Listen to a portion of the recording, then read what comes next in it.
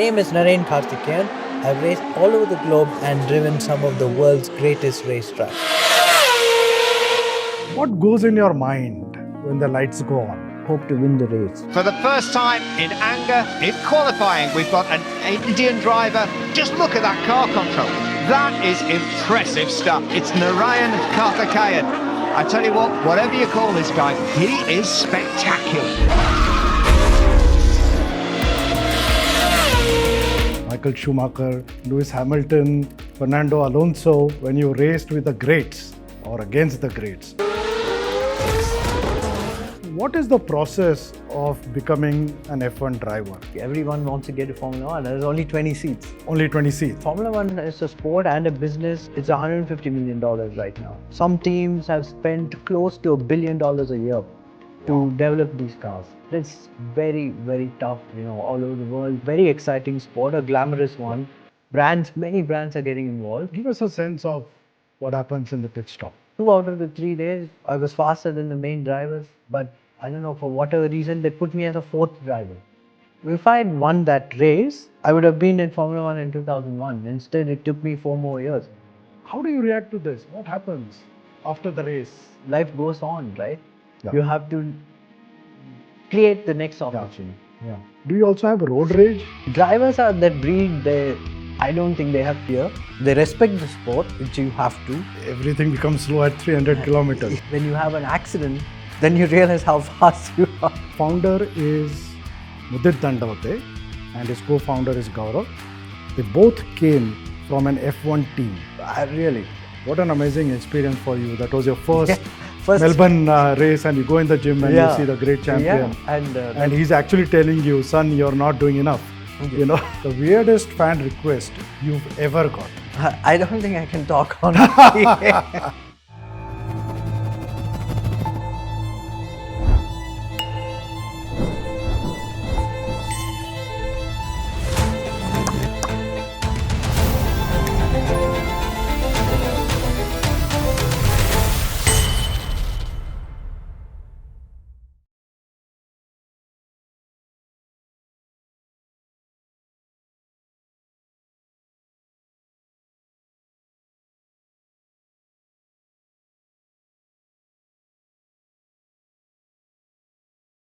Narain, thank you so much for becoming a part of our inspiration movement. For us, Narain, you are not just a motorsport superstar. You are one who has put India on the global motorsport map. Right. From where you started, and you reached the pinnacle of motorsport, which is F1. And we still remember when you raced with the greats or against the greats, I must say, Michael Schumacher, Lewis Hamilton, Fernando Alonso. Absolutely. And that too with the Indian flag on the car. When we saw that, our hearts swelled up with great pride.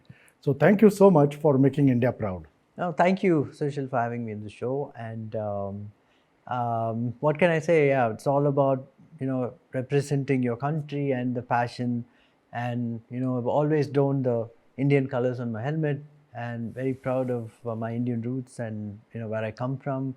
Certainly a very unique sport, a tough one, and to be a path breaker and achieving to drive in the top echelons of motorsport has been a pretty wild journey, I must say. Absolutely, and we'll talk a lot about the sport, your journey, your experiences, and then the inspiration that all of us can get from that. But let's start right at the beginning. How did it all start? Because when you were growing up, motorsport as such hardly existed in India. And then from there, where we didn't know F1, we didn't know motorsport, we didn't know Narain Karthikeyan, and suddenly you become a superstar. But behind that suddenly, there is a process and there is a journey. So, do you think you were born to race? Did you always have the drive to drive, if I can say that? I mean, everyone has some inherent talent. I suppose I had some talent in motor racing, primarily because my father used to be a rally champion in India. I come What from rally was this? Sorry. the national rallies in India, the All India rally. Those days he won in his ambassador and the Premier Padmanis and so on. And how do you go in that car? Sorry, this is interesting. It is a speed distance rally. So they used to drive for 3,000 kilometers. 3,000 kilometers. Yeah, and I think from Chennai to Calcutta to Wow. Delhi and back, and so I was exposed to some form of motorsport very early on. I come from Coimbatore as well, and it is the epicenter of motorsport. There are 2 race tracks. 100% of the race and rally cars are built in Coimbatore. Oh. Yeah, and it's a great engineering center. So in the late 80s, early 90s, when I was growing up, I was exposed to a lot of this. I suppose that's where the interest really, got into me. Yeah. Excellent. Of course, let's decode the sport and let's focus on F1 and work backwards from there. Not many in India know about the sport, and it will be nice to actually explain the sport from all angles. But what is the process of becoming an F1 driver? Where do you start? I mean, like in cricket, you start in school, you play school nationals, and then you play Ranji Trophy for your state, under 19 for India, and then you hit the India team. What is your career path as a driver? So there is a similar structure, but of course now everybody's talking about Formula One because it's captured very well, and Correct. It's put on, the Netflix show Drive to Survive, and then the F1 movie with Brad Pitt.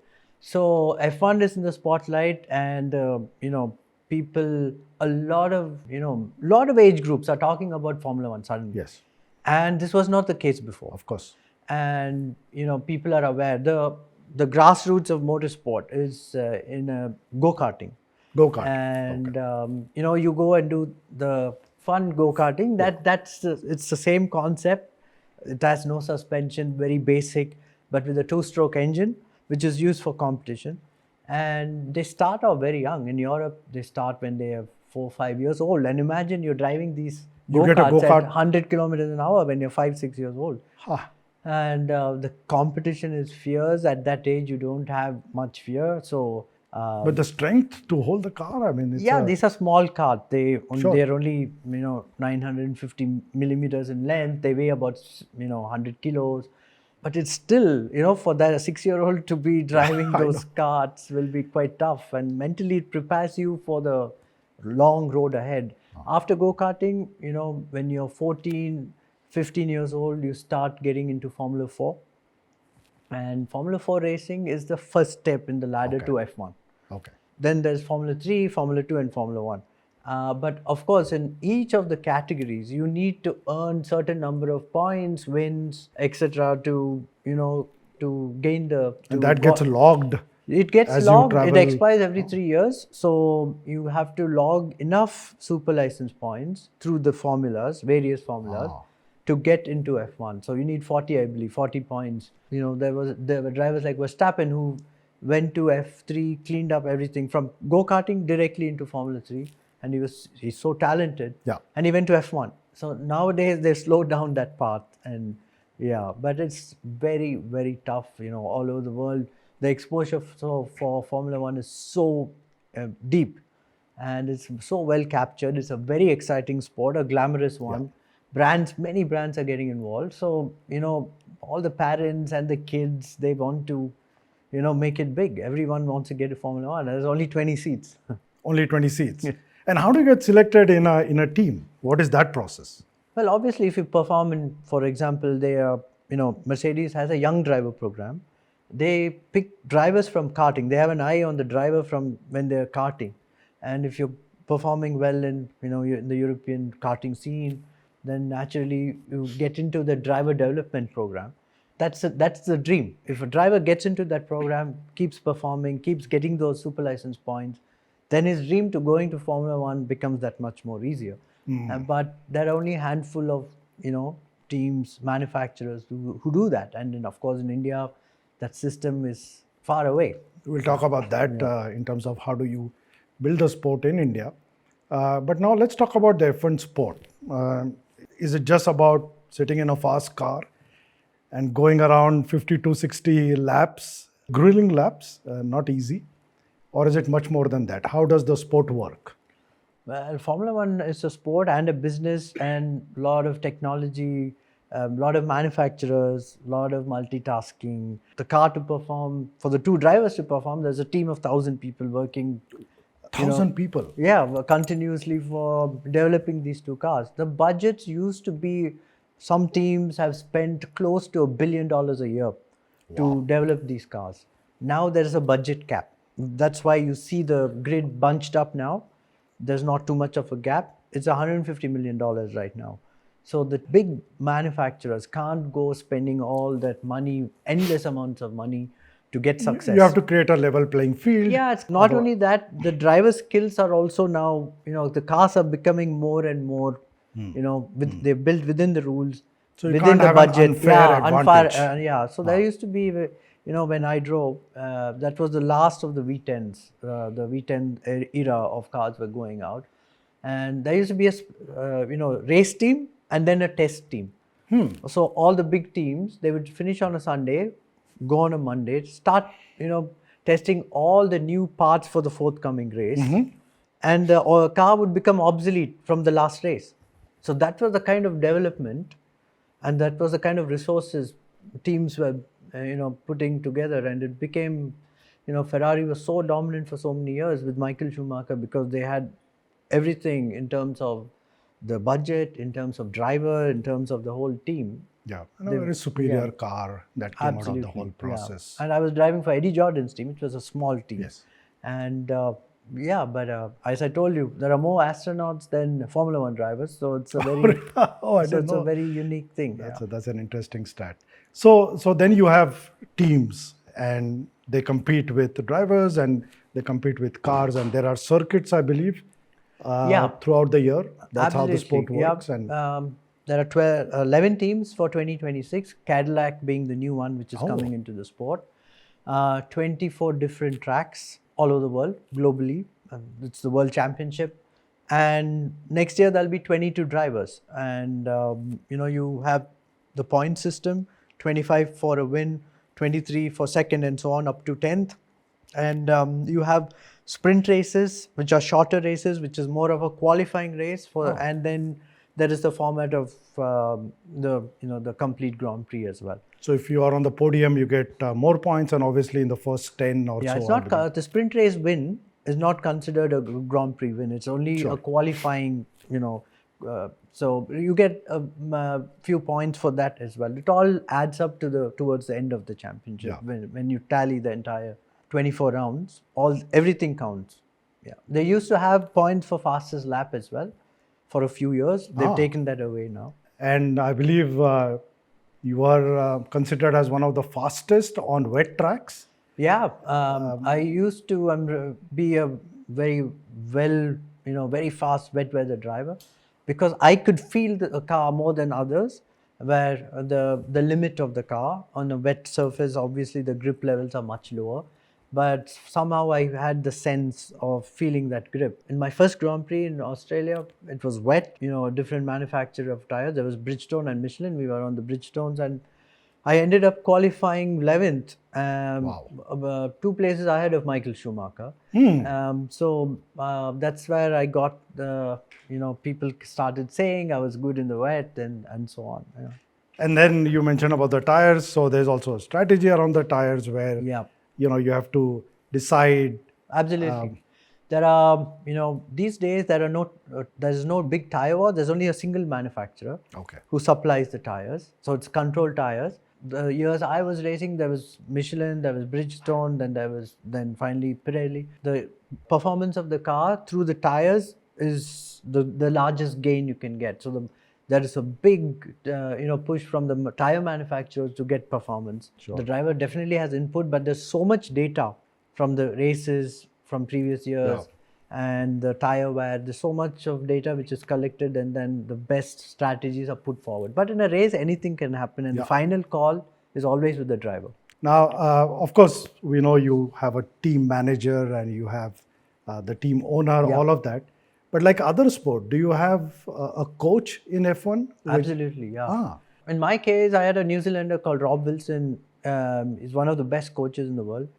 Even after you get to F1, you still learn every day. When you drive a car, you learn something, and somebody physically out on the track telling you to maybe use 1 feet less of a corner, or 2 inches more on the exit, the braking distance, all of those things They correlated. If you can correlate with the data, much easier to get to pace, because you're talking about few hundredths of a second, which makes a big difference. Yeah, and over 60 laps Yeah. or so, I mean, each It adds gain, up, right? it really adds up, and that's really the magic of the sport. It's a lot of data coming in, and it's all real time. Like you said, what happens at the race, you can only prepare so much, but during the race, it's all real time, and you're getting information, and you're also feeling the car, and you're feeling the track. Yeah, so again, a lot of things were banned over the years. There was two-way telemetry, which is real time, and a lot of parameters could be adjusted from the pit crew. So the driver element was becoming not such a big deal. So they banned all of those things. That's why at 350 kilometers an hour, you have menus, sub-menus, multitasking becomes very important for the driver. So it has to be very natural. The steering itself is very, very complex, because you're controlling the fuel flow, you're controlling the differential setting, the suspension. Fuel flow, you control the fuel flow while racing the car. Yeah, you can adjust the amount of fuel. If you want more power, you can go richer, leaner, whatever. And with the suspension, the tuning, all of it is, you get certain information from the pits, and then you have to manage it in real time. In real time at 300 kilometers an hour, fighting with somebody else. Fighting with somebody else, because that person is also having a strategy to race. It's very daunting in the beginning, because when you get to Formula One, the world is very different to, let's say, you're racing in F2, F3, and so on. So there's a lot of information, constant radio chatter, and you need to manage all of that. That's why the greats are able to quickly adapt, and this processing of this data and getting the best out of the system, the package. That's how the Verstappens and the Hamiltons are so good. Let's talk about what happens during the race. I started watching F1 in 2001. Right. And I remember I started watching F1 because of a friend who explained me how the sport works. And then I realized that it's not just about who comes first, but there is so much of strategy. There's so many tactics. Absolutely. Sometimes, you even have to bluff. So it's, in my mind, it's like a mix of chess and poker at the same time that you're racing the car. There is strategy, there is tactics, there is bluff.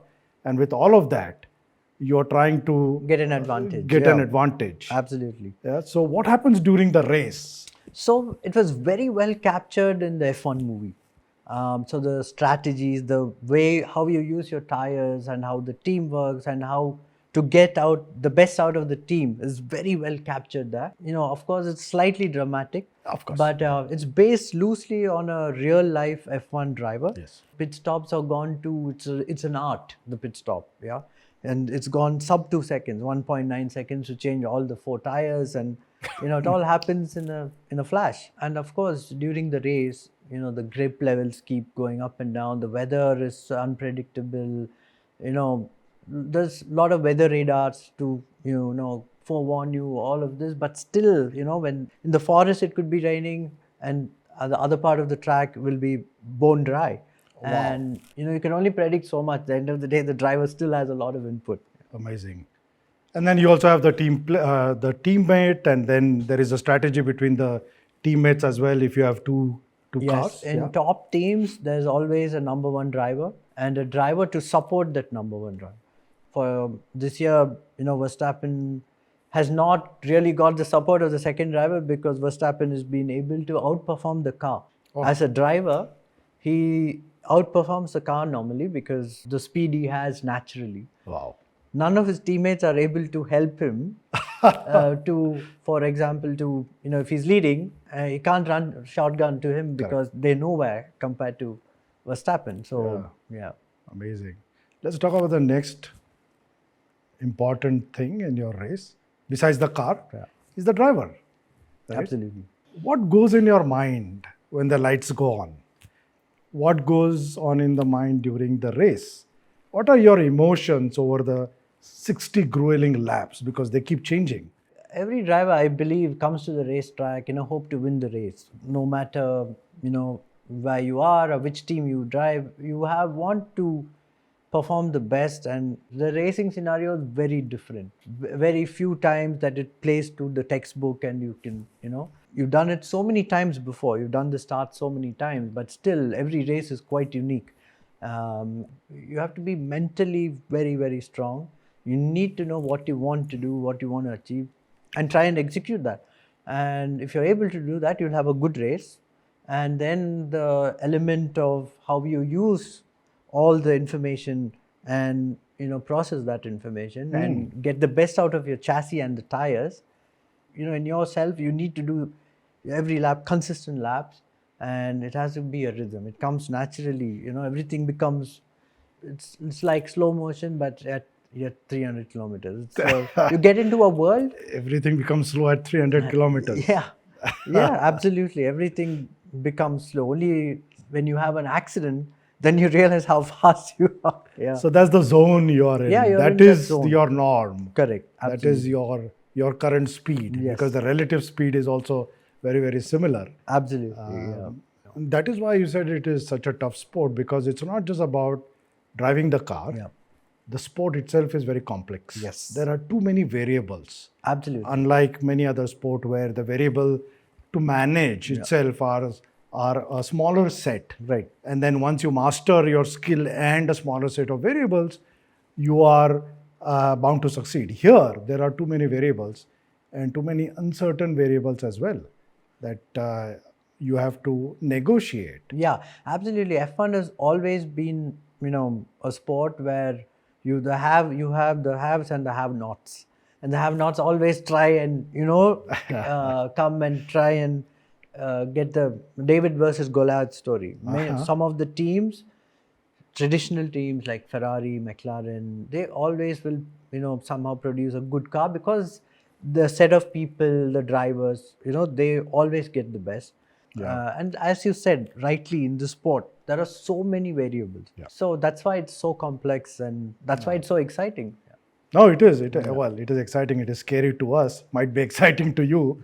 But clearly there is a lot of preparation that must be going on as a driver. It's not just about, again, getting into a car and driving as fast as you can. So how do you prepare your body and your mind? Because you also talked about mental strength. Yeah. But then before that, you also have to train your body.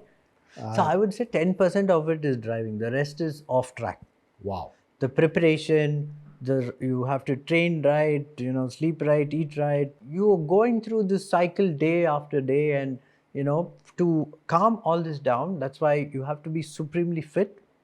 F1 drivers do a lot of endurance training, lot of calisthenics. They're very strong.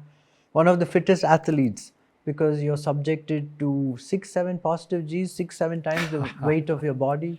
Then you're subjected to heat to keep up with 300 kilometers an hour over and over again, over and over for 2 hours.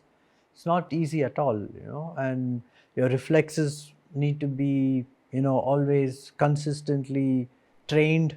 Then mental exercises becomes very important these days. There are a lot of simulations to get your mind activated. And can you explain a few? This is very interesting because in every sport has their own way of building reflexes, and your sport requires extreme reflex. Yes. Right? In a split second, you are at 300 kilometers per hour. Anything can happen and you have to take a decision. Absolutely. So how do you train for that? So there are a lot of, now the simulators we have are, of course, not the real thing, but there are so many scenarios are built into it. And, it's constantly puts you're on the edge. So you train on that because you can't drive the real car, to that extreme first. And the testing has been they banned a lot of testing. So it's only very few days in the year. So you get the opportunity to test the car these days. So simulators has come a long way. They're very, very high tech, similar to aerospace. I'm sure. And that's why every team has their own sim. So you train a lot on the sim, so it helps your mind, it helps your reflexes, it helps you in many scenarios, real life scenarios, which like an aircraft you train here on the sim, and those do get into such. Do you also simulate for a crash? Yeah, absolutely. And what happens after crash? Yeah, How do so you? if there is a corner which is half throttle, and you do it on the sim, and you see what happens if you bury the throttle and try and go through the corner. So you know you're going to have a big accident, and it will happen on the sim, and you can't do it in real life. Of So, course not. Better not. so you train for everything. Wow. Yeah, so you know the tracks. But You training don't. for crashes at 300 kilometers per hour, doesn't it subconsciously bring fear, saying that, my God, what did I feel just now? I mean, although it's trying to train you for the real stuff, but somewhere doesn't it weaken you that I've experienced this? What if it happens now? Drivers are that breed. I don't think they have fear. They respect the sport, which you have to.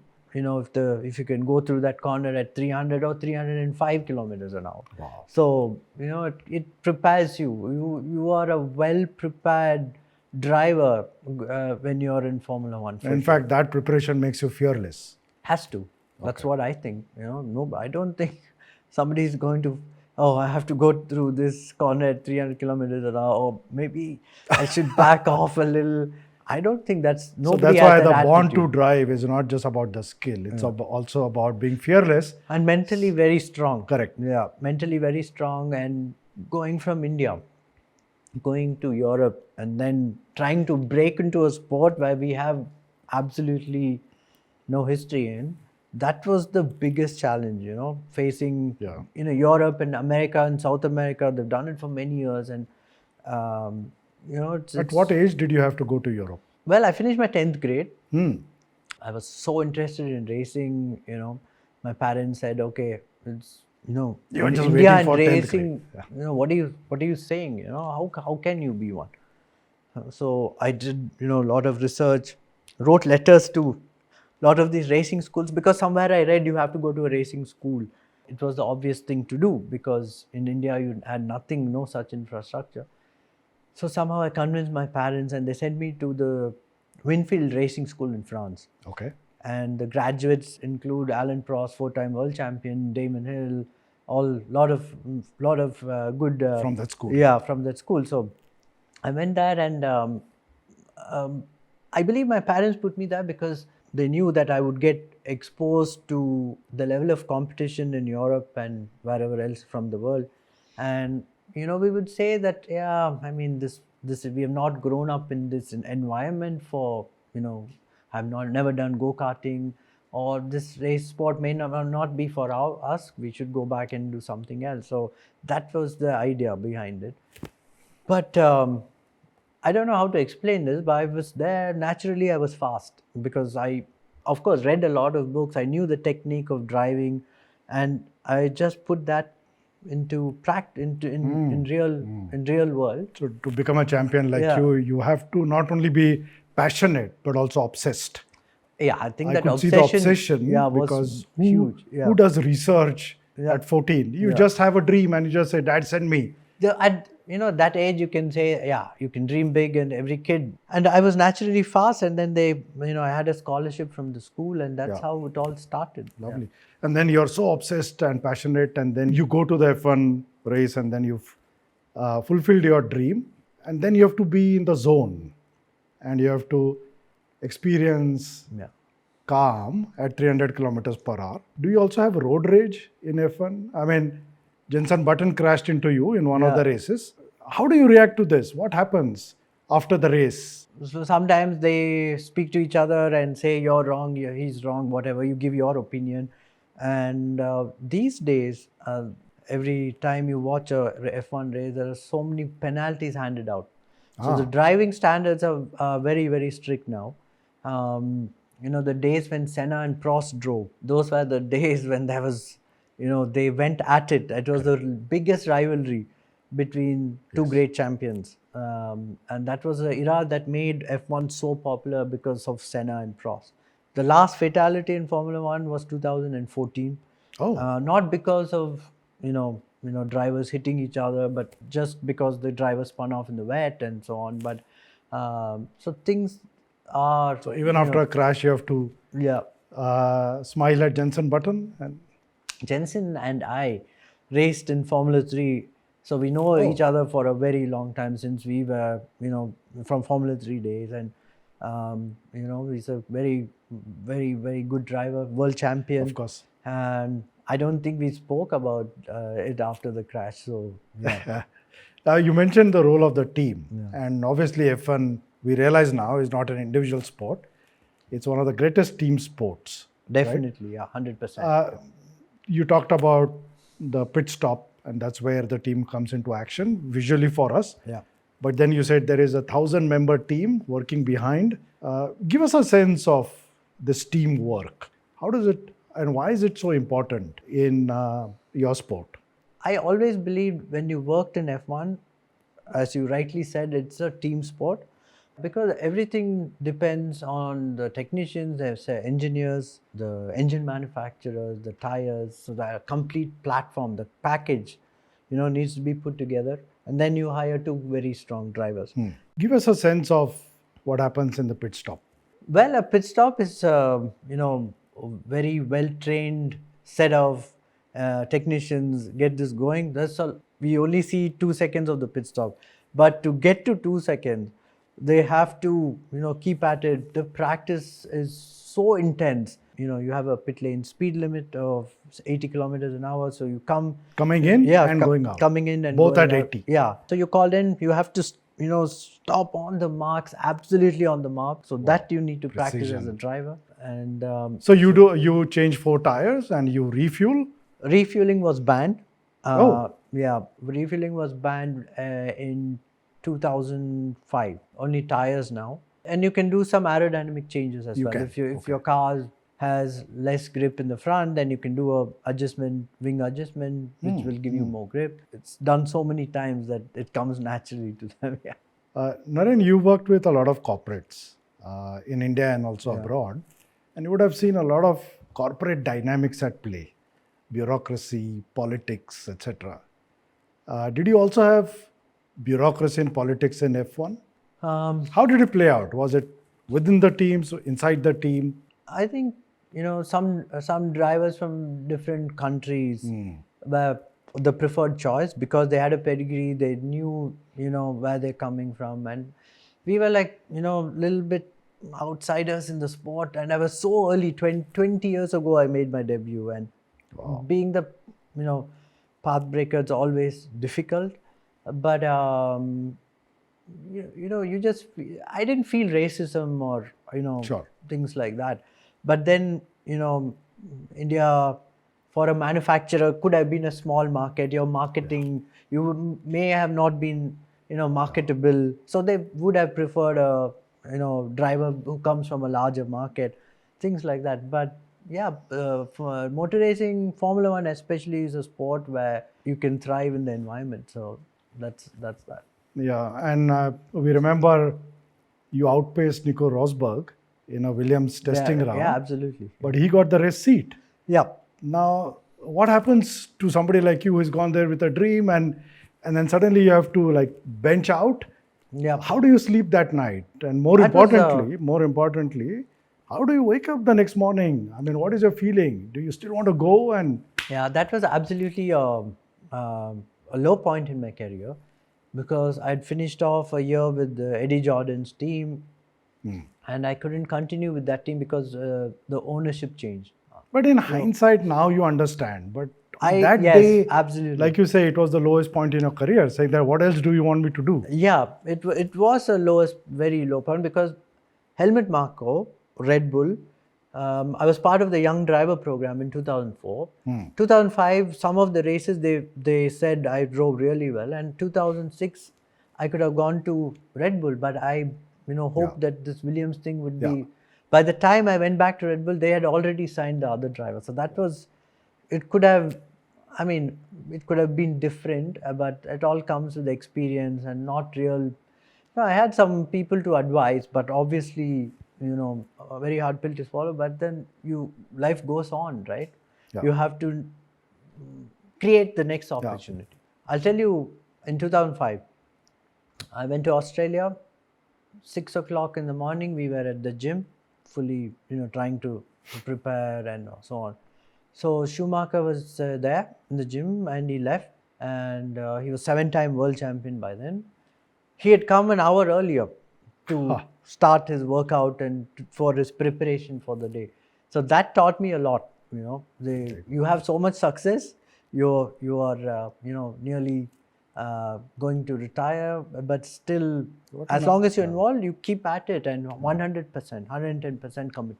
What an amazing experience for you. That was your first, First Melbourne race, and you go in the gym and you see the great champion. Yeah, and he's actually telling you, son, you're not doing enough. he didn't tell me that, but no, I mean, but you could understand, right? Correct. Like you're the rookie there, you think at 6 o'clock, I'm training hard, and this guy is just walking out after training. Come on, Amazing. And also with corporate leaders, I'm sure, while you are also helping them with technicalities of the auto industry, etc., they must also be picking your brain on, help us in decision making, especially lessons learned from your sport, which is applied to split-second decision making in corporate world. Sometimes you have to take that. Sometimes when you have an opportunity, you have to jump at it, or when you have crisis, you have to take a decision, but that too in a split second.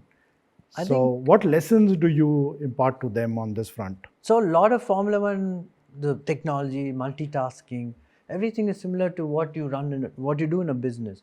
So it helped me a great deal in developing my platform. I recently founded DriveX. It's a pre-owned two-wheeler mobility platform. We refurbish vehicles and we give it another, extra years of life. It helped me there immensely to, try and put this framework together. What I've learned, multitasking, technology, precision, the processes, all of these things, whatever I learned in Formula One was in real business, helped me good. Is there a demand for role playing as a workshop, saying that, okay, Narain, create a situation for us, and now let's do role play and see how you would react and how would you take a decision, and from that I learn? Yeah, sometimes we, with other corporates, we've done all of that, and it's remarkably how some people can adapt so quickly, and you see other people who struggle a bit, but then they see the colleagues and then they learn quickly, right? So teamwork is absolutely paramount in any sort of business framework process. And your sport is all about thrill, glamour, fame, money. But at the same time, I'm sure there are tremendous sacrifices that you guys have to make in becoming who you are and what you've done. Give us a sense of the sacrifices because for us, we only see the glamour side of it, the outcome of your sacrifices, but we don't know what goes in. Yeah, absolutely. You're right. Any sport, if you want to compete at a world championship level, there are a lot of sacrifices the athlete needs to be prepared for and go ahead with it. For example, just living out of your comfort of your home in a European country and alone the year, when you're 15 years old, in all this different circuits, in the cold and the rain, and with very little money to survive on. It's a very tough environment, but of course things are different now. I'm talking about 25 years ago. Well, things are different because you made it different. Yes. You put yourself as an Indian absolutely on the scene and you say, here I am. Yeah. Any major setbacks beyond the Nico Rosberg, Williams, any major setbacks, and how did you bounce back? It's very important for us to understand because our setbacks are very mild in our lives when it comes to your setbacks. We go to Macau to race in the streets of Macau. Okay. I was in blistering form. Yeah. Easily got the pole position. So there are 35 Formula 3 drivers from all over the world, the best of the cream of the cream. They come there, and it's only by invite. You have to be within top 6 of the point system and all of that. Yeah. And I had pole position, new lap record. Previously, the lap record was held by Senna, then Schumacher, then myself. Wow. In great form, and then I was leading the race by 6-7 seconds. Set 2-3 new lap records every lap, and then I crashed. On the Macau circuit. On the Macau circuit, if I had won that race, I would have been in Formula One in 2001. Instead, it took me 4 more years. 4 more years. That is a big regret I have, because I believe if I was pretty fit physically and more mentally, I would have easily won that race, and things could have been different. That's why when you get the opportunity, make full use of it. I keep advising young drivers that, it's not only about the speed, it's about the preparation, which is very important. But maybe, in hindsight, it happened for the good, because if you had won that race, you would have gone into F1 unprepared again, physically and mentally. At least that taught you, saying that, oh, if Formula 3 I am suffering, then Formula 1 I have to be even better prepared. Yeah, but then it took me 3 or more years to realize that. So it should have happened then, and I would have been prepared in 2001. Excellent. And I would have been younger as well. But I'm not complaining. I think, from India to make it all the way to F1 and drive with Schumacher and score points in the World Championship, it's not easy. It's not easy at all. I know. Now we can understand now. And now that you have fulfilled your dream of being one of the greatest motorsport champions of India, you are now a businessman and an entrepreneur. So do you run businesses, or you're just an investor? No, I actually created a pre-owned two-wheeler platform. So I was fully involved in operations. Then we got a seed funding in 2021. Then the TVS Motor Company invested, and now it's become a subsidiary of the TVS Motor Company, and our company is called DriveX. As an entrepreneur, I think a lot of skills which I learned, and it's the largest pre-owned two-wheeler platform out in the country. Right? At least fearlessness, I think that is something that you require as an entrepreneur, and that characteristic itself absolutely must be holding you in good stead in business, because if you are not a risk taker, you are not a true entrepreneur.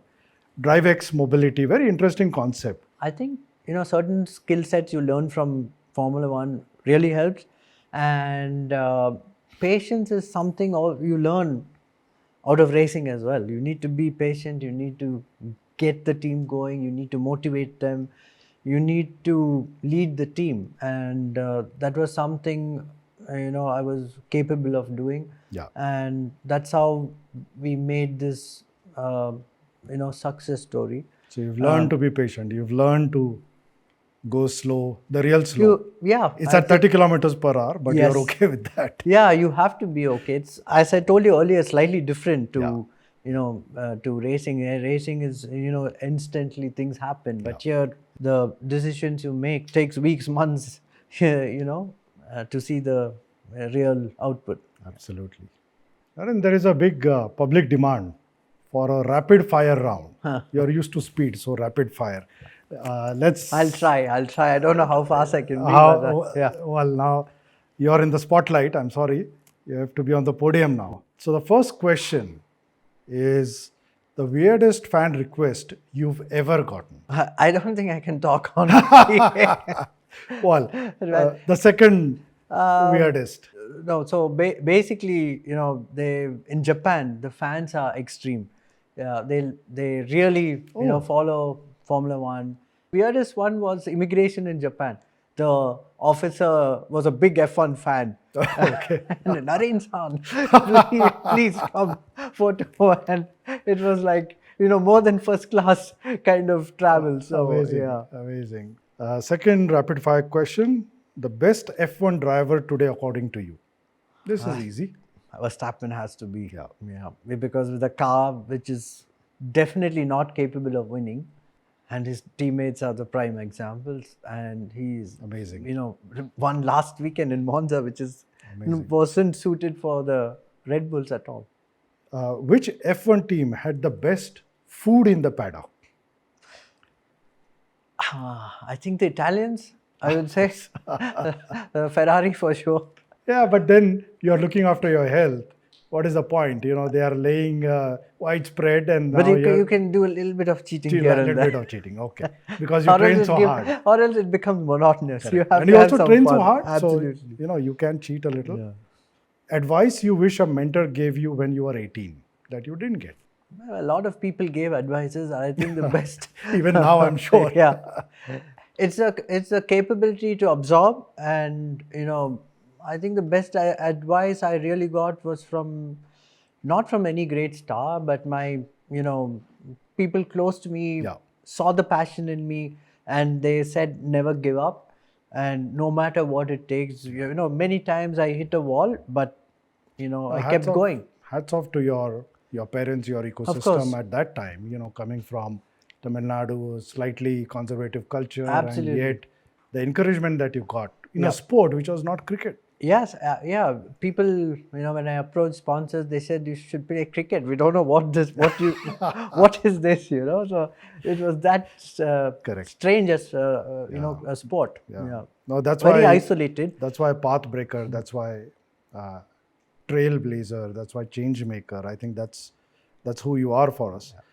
Okay. Then the next segment here is finish the sentence. If I could race one last lap of my life, I'd want it to be at. Monaco, because it's the most glamorous, challenging, and beautiful. Yeah. Also the wet track. Well, wet tracks I've always loved. Yeah, but Monaco was notorious for wet notorious, tracks. very notorious, and because all you run on this in Yeah. the streets of Monaco, and all the lines become the white lines become treacherously slippy, and The smell of burning rubber makes me feel. that I have an opportunity to overtake someone because somebody's made a mistake. That's when you smell rubber, but.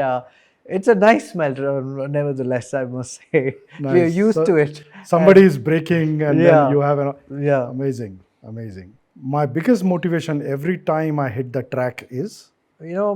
I suppose every athlete, the aim is to be on the top step of the podium, or you have to be in podium countries. That has to be the only focus. Yeah. Or else there's success. Winning. You are an athlete, you need to win. You So your need to, motivation or is- else, or else it's doesn't every day you need to get up and go out there to know that you will be able to do the best, and the best has to be that you achieve number one. Yeah. Off track, I'm surprisingly good at. And I'm a big prankster, so You I've pranked a lot of people.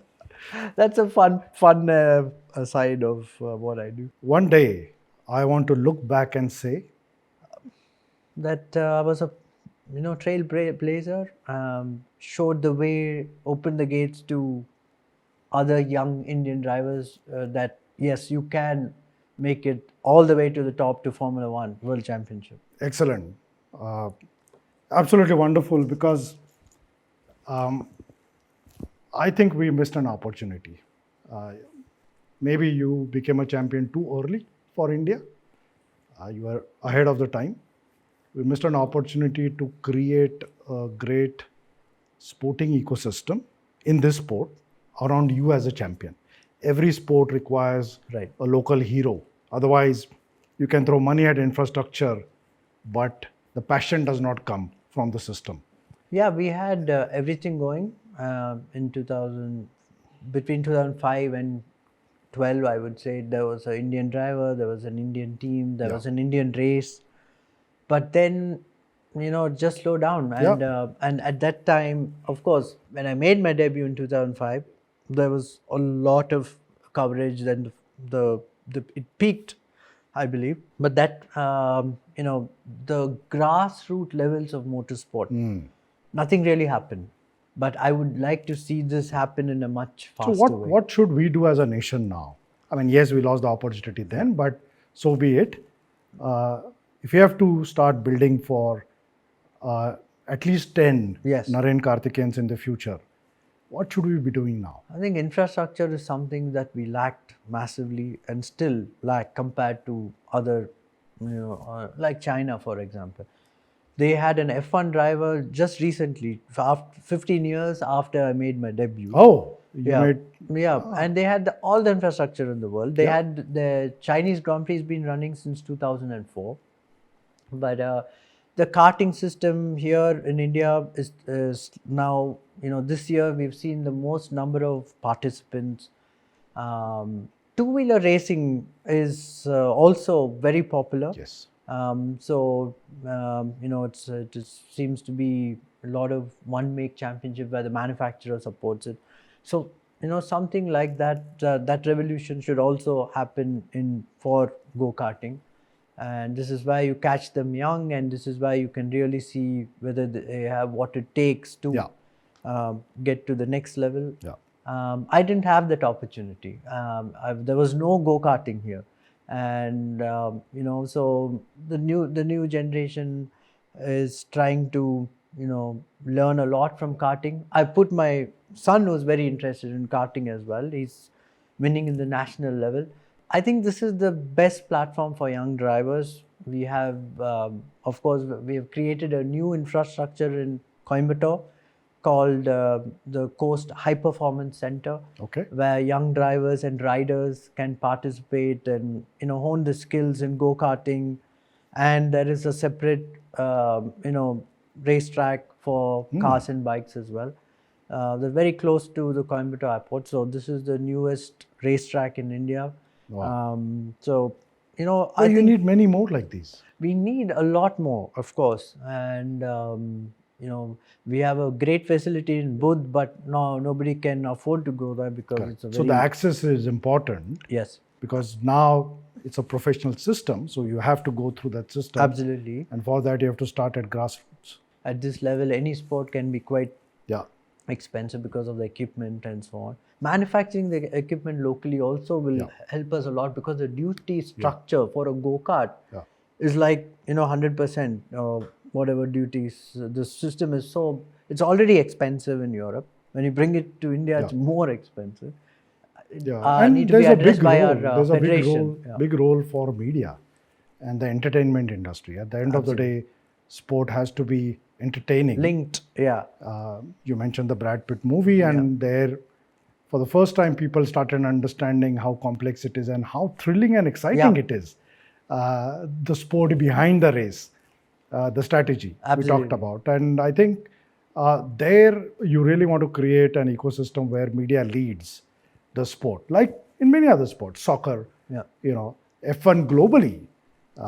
If you don't have the TV viewership, it won't be what it is, for sure, certainly. So sport and media go hand in hand, and Absolutely. I think our media has to rise to the occasion and say, okay, what is the role that you want us to play? There have to be entrepreneurs beyond you, I think, who can create the support system and also leagues. If you don't have a go-karting league, then can we create one? Make it very exciting. You're absolutely right. The go-karting league could do wonders for the next generation of young drivers, and it is the best form of training for before getting into Europe. So India will give you that platform to hone your skills from a very early age, from 8 years old. And the system, that's how the system will begin. And that the go-karting league is a very good idea. I think we should explore and see. We should, and I think, like I said, that you've showed us that it can be done. Of course, otherwise it just becomes an academic exercise of saying, put infrastructure, put trainers, put media, hopefully there'll be a Narain Karthikeyan. But no, you said, I've done it, and that too 20 years back. There are a lot of young, talented drivers. I see them, but I think the opportunity in India, we can, make it much more of a wholesome opportunity here. Narain, F1 is called as the moving lab, and we know why. There's so much of engineering and technology, and it's really a marvel in terms of just science, technology, and innovation coming together. Is there any innovation from the sport that, if applied to India, can change lives in India? Is there any innovation that you see can be sort of migrated? I think a lot of safety technology is evolved from racing. Even your rear view mirror was invented in racing. Oh, really? Oh, yes, I didn't know that. Yes, in the Indy 500 races. And then, and your more efficient, greener engines, your four-wheel disc brake systems, so many things for safety as well. Carbon fiber, the way composite materials are used. This all helps in terms of when there is an accident, with the pedestrian or some such scenarios. So a lot of safety innovations are invented for motor racing, and then it trickles back to our daily mobility. But we need to create a official platform for this this migration of technology seamlessly. There have to be startups who actually understand, okay, tell us what is your sport, and oh wow, I can take this idea and apply somewhere else. I'll give you an example. I've been very fortunate to co-author this book with Dr. Mashilkar, who is one of India's greatest science and innovation leaders. It's called More from Less for More, Innovation's Holy Grail. So it's more performance from less resources, cost, time, and for more and more people. Yeah. In this, we have given 10 cases of a foundation that we have both started in 2011. That's around health technologies and startups who are sort of really doing cutting edge work in health tech to transform Indian healthcare. One of them is Dozy. Okay, and Dozy is nothing but a sheet of sensors that you put under a mattress. When you sleep on the mattress, it will remotely give you your vitals, including your heart rate, your respiratory rate. It will also give your blood pressure. World's first. Wow. Contactless blood pressure. It's not even touching your body. Right. I mean, wearables at least have to touch your wrist or whatever, This thing is under your mattress. And while you're sleeping, you know who the founder is? The founder is Mudit Dandavate and his co-founder is Gaurav. They both came from an F1 team. Really? Yeah, That's they were in Europe. Okay. They were vibration engineers. Apparently, the vibration engineering is very important for a F1 car. And they were doing that, the management of that. And they said, well, this is our skill. We understand vibrations. We understand vibrations in the most high-performing, technologically intensive device called the F1 car. What if we take that and apply it to India? Now where? And obviously healthcare is ripe for any disruption from technology. So they have used their skill where they are saying that, okay, does the human body create any vibrations? The answer was yes. And if it creates vibrations, can I take that as a biomarker and apply some artificial intelligence to that signal and then start correlating and giving you output like that? Now, just imagine, vibration engineers doing world-class, first-to-the-world products for healthcare. And I think we need more startups like those. Now, Mudit could do that because he was inside F1. Right. Gaurav could. But we need that platform for more Mudits to talk to people like you, saying that what is it that I can solve for a different industry? Yeah, absolutely. And I'm sure there is so much of technology, which is, if you scale it up and use it for everyday purpose in F1, from F1, as you rightly said, from a safety point of view, it could work wonders. That's a great point. I think safety from F1 can really be reimagined for the civil world. Yes, absolutely. Because the crash structures which they use in F1 and the economies of scale, if you make it available to everybody. Yeah. I'm sure some of it is already, lot of it actually is already being put back into your everyday mobility. Composites is something which is really big and that is something I think there's a lot of exploration going on from the safety side. Yes. And technology, of course, is changing everything. And with artificial intelligence, the rate of that change is just exponential. Absolutely. With for example, 3D printing has done saved a lot of time in innovating new parts for, Formula One racing. And we saw in the Brad Pitt movie, 3D printed sort of thing gave the advantage it is, for aerodynamics. It is. These are all, real factual scenarios that are going on. But what is the future of F1 with this advent of technology? What is going to change in the future? Because of tech and AI. You have to keep the driver element alive because at the end of the day, it's a sport. The evolution of technology is so rapid, but there will be, some element from the driver which makes him stand out, like Verstappen. I told you, he drives a car which is definitely not supposed to win, but makes it win.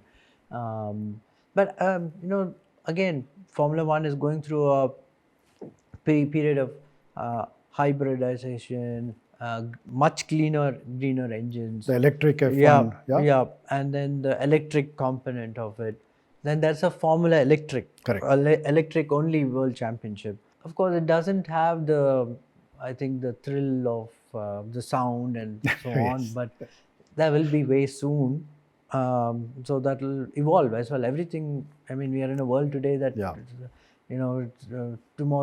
today is outdated. So So you said the driver is important. So there is no future for an autonomous driverless car in F1. there is a autonomous championship, racing championship that has been created by, I think, the government of Abu Dhabi. Right now, it is much more, very in its infancy, and it keeps crashing, and it's the driver element looks like it can never be taken away. But then you never say never in this AI world. And AI world, yeah. I mean, people are using AI for music, and at the end of the day, what I think is that's my personal view. Yeah.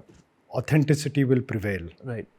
I think people want flesh and blood. Yeah. They want inspiration from Narain Karthikeyan and not an AI avatar or a driverless car.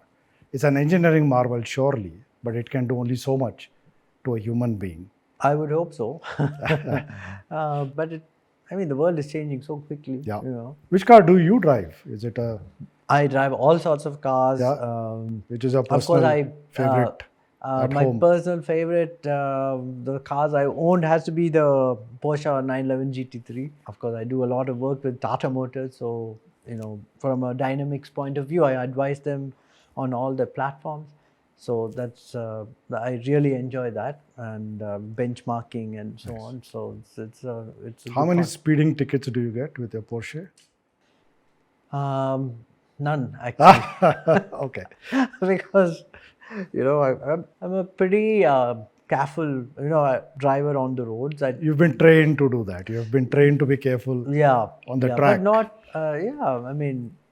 we drive so fast on the track, and it's not necessary to. As you get older, you want to become the advocate for safety And also, you must be laughing, I mean, really, this is fast for you guys? I mean, okay. Yeah. Right. So, the thrill is on the racetracks. Not here. It'll never replicate. How can it? Correct, And then I in India, the racetrack is much safer than driving here on Indian road. I can imagine. But you know what? Our infrastructure is getting better. The roads, the vehicles are getting faster, but the driving and riding sense, the civic sense, is absolutely terrible, and that's why we have so many road-related deaths and accidents. That's one of the biggest killers in India. in the world, I think. And then you said the last fatality was only in 2014 in F1. Yeah. And that tells you a lot Yeah. about Absolutely. how we drive on the road. And Yeah. Everyone thinks they are Narain Karthikeyans without being trained. Whatever, yeah. But and this perception of if you drive in India, you can drive anywhere else in the world.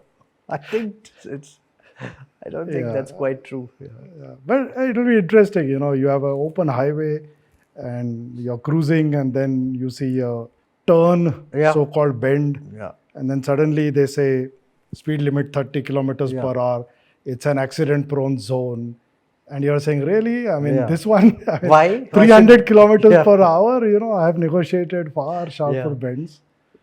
But in India, how after 10 p.m., at least when there's no one ways become two way. I mean, all this has to stop. Yeah. The first time, Narain, you sat in the F1 car, you were actually carrying the hopes and dreams of a billion Indians. When you sat in the car, did you feel that weight on your shoulders? I think I enjoyed the moment, and I had to pinch myself to say, oh, wow, you're driving against Schumacher. You're on the same grid. You're in the same press conference. The qualifying has gone so well. And it's a very proud moment, putting India in the, Formula One World Championship, representing your nation. Correct. And as I told you, only 20 drivers, there are thousands of drivers who want to get into it every year on year. That is why we were so happy to see you in Rashtrapati Bhavan. Yes. In 2010, 2011? 2010. Yeah. 2010. Yes. And you received the Padma Shri, one of our highest civilian awards. And that was not because you can drive the fast car, because you did exactly what you just said, Absolutely. to make India proud. And also that was the Padma Shri award was something that you felt that India has done, recognized you, and I was because motorsport was for many years was only an entertainment as Yeah. far as the Yeah. authorities were concerned, and then Yeah. it all changed, and Yeah. then the recognition was there, and Yeah. And that moment again inspired a lot of us. But who has been your inspiration, Narain? I know in the racing world it was Senna, but beyond racing, I think my father, what he did in rallying, so I think a combination of all these here, there, everywhere inspired me to do Nice. what I did. What so I every did. phase of your life, you had Yeah. found some inspiration. Absolutely, yeah. And sportsmen in your You father. need to, you need to, and that's how, when times are tough, when you see how much struggle, others have gone through to achieve what they have, and that's when it. Will we be able to see all this in a movie? Like Brad Pitt made the F1 movie, which was also sort of a biopic. Yeah, as well. There's a good chance of a biopic being done on me, and the script is already done. And I think what it needs to capture is the road to F1.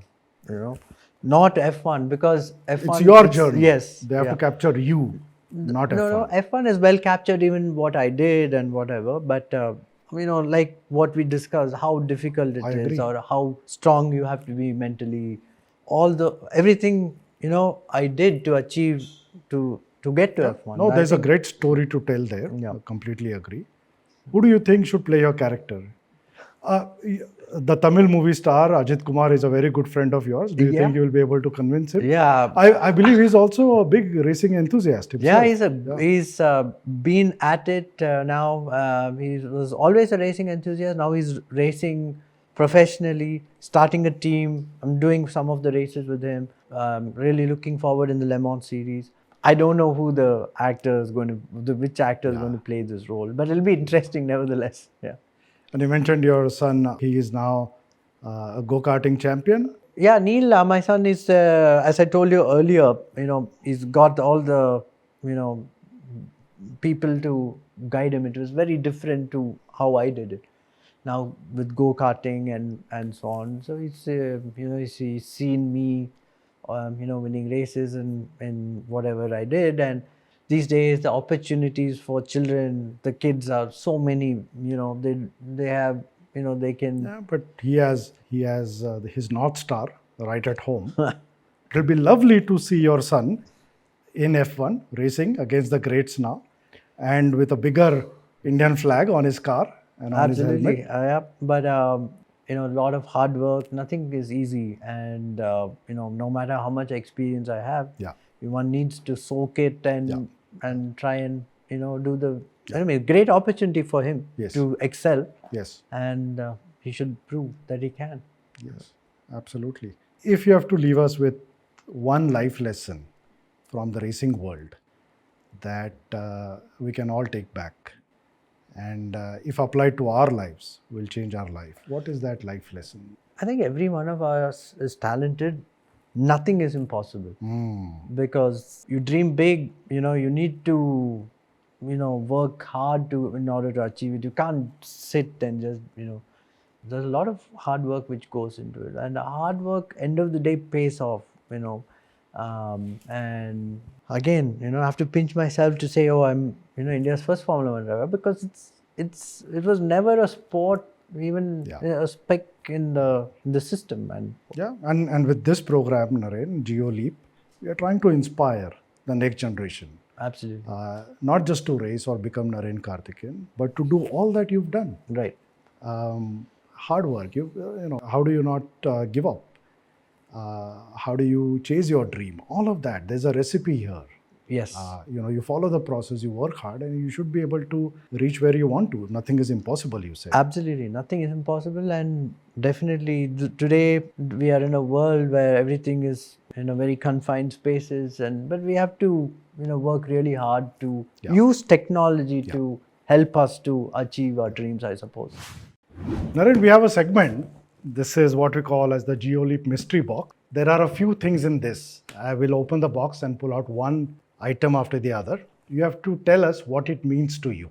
Anything that comes to your mind. I'll try. Okay? You ready? And this is not a prank.